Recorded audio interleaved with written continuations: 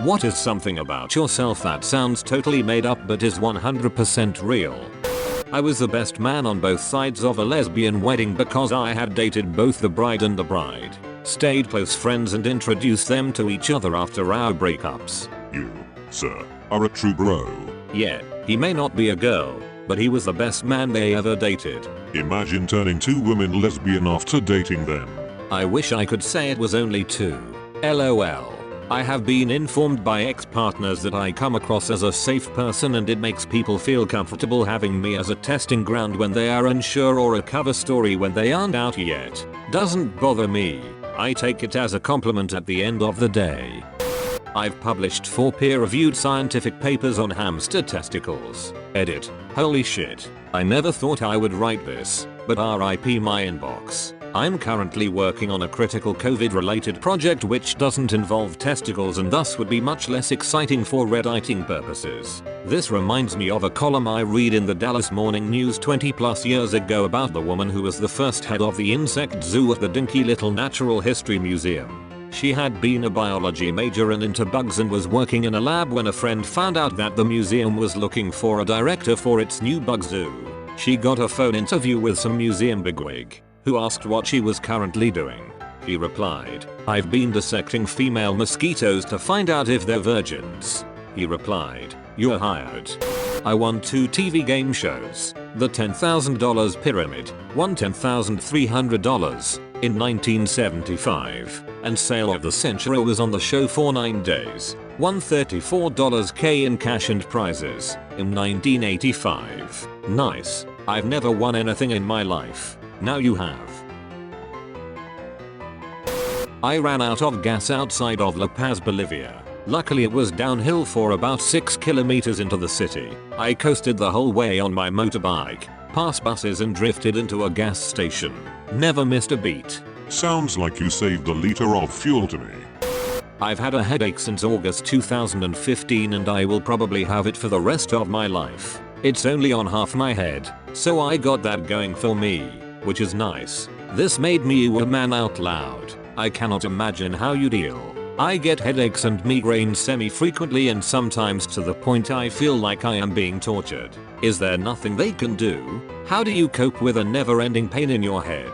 I genuinely hope you do not have this for the rest of your life. I've had one on both sides for over 20 years. Completely unresponsive to everything a neurologist can throw at it.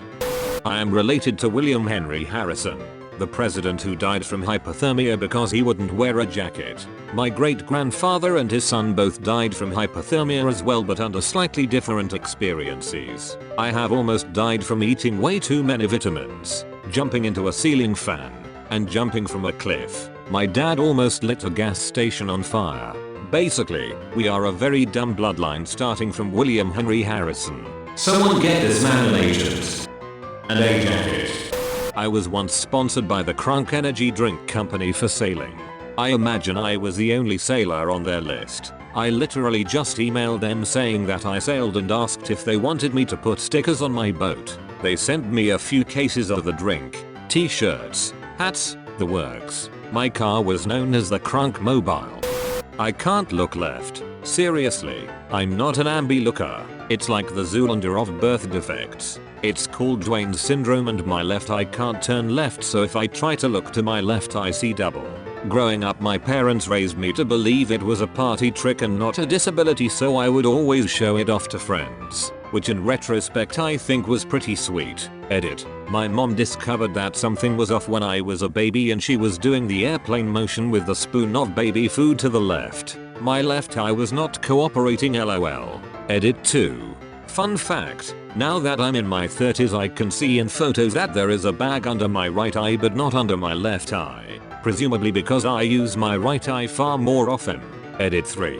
I am so excited to see there are so many fellow redditors with Dwayne's and I'm not alone. I've never met anyone else who had it, so it's really nice to hear from people who know what it's like. Edit 4. A lot of you have asked about driving. It didn't impact me mainly because my mom taught me how to use my mirrors first by turning my head before even letting me turn the car on for the first time. She walked around the car and we tried to identify my limitations. I also have a blind spot detector on my car now, which is super helpful. I try not to totally depend on it though. Husband and I fell in love at first sight. Moved in together after 2 days. Married 5 months later. Still married. It will be 40 years in May. Congrats on 40 years. That's amazing. I want to find love like that someday. I got hernia by sneezing too hard. I got mine trying to match my wife's pregnant belly. One of my ancestors was dumb and bought one of Napoleon's doorknobs. It turns out it's fake. Doorknobs were invented after Napoleon died. I'm intrigued by the fact that this is the story that your family decided to pass on from one generation to the next far enough to lose track of the relation and just refer to the subject as ancestor. My great-great-grandfather was a Pinkerton detective, acted on vaudeville, and had 5 wives in 2 different states that knew nothing of each other. He also slightly changed his last name each time and never got caught until Ancestry website happened. LOL.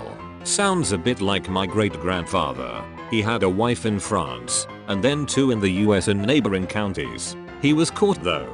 My great-grandmother was wife number 2. She found out about wife number 3 and divorced him. No one knew about the first wife in France until I pulled his service records from World War I. I once successfully ran an unfunded shelter for around 100 homeless veterans. As a homeless civilian. How did this come to be, if I may ask? I lost my job and housing in early 2017. I'd been homeless before and slept rough on the streets, although that was in California where the weather was at least bearable. This time I was living in North Dakota, and I'd seen what the winters were like. I figured if I was going to have to sleep on the streets again, I'd better move somewhere where I didn't have to contend with hypothermia for a good part of the year, so I used the last of my money to relocate to Arizona. I had a totally impractical plan of finding work, and then housing, within a few weeks before my remaining funds ran out, but the deadline came and went and I found myself on the streets again. A homeless advocate I'd reached out to tried to get me sheltered at a place for homeless veterans, but being a civilian, they turned me away.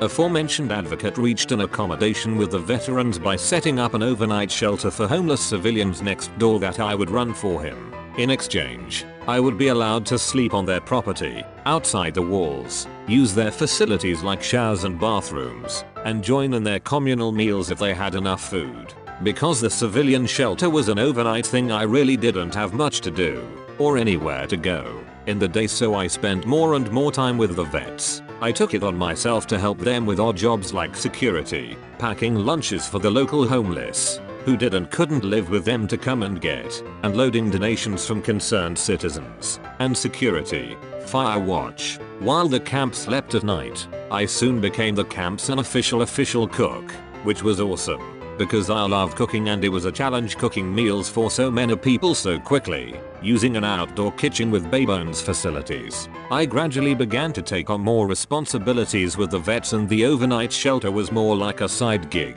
The vets repeatedly asked me to move into the walls and stay with them, making me full-time, but I refused at first because I felt like it would be letting down the guy who I was running the overnight shelter for. I woke up one day to see the vets dismantling the tent we used for the overnight shelter, and one of them wryly asked me, "Where are you going to stay now?" I moved in with the guys later that day. A couple of months later, the incumbent base commander and his family had secured housing for themselves, and he didn't ask as much as tell me I would be taking over for them. They had thought about who was going to take on the job after they left and decided I was apparently the only one fit for the role, due to my diligence and enthusiasm for helping my newfound friends. Not gonna lie, there were parts of it that were tough and really grated. I felt like I had to constantly prove myself to the big dick swinging mentality veterans, who felt that, as a veterans camp, it should have been run by a vet. I was also just as homeless as my men.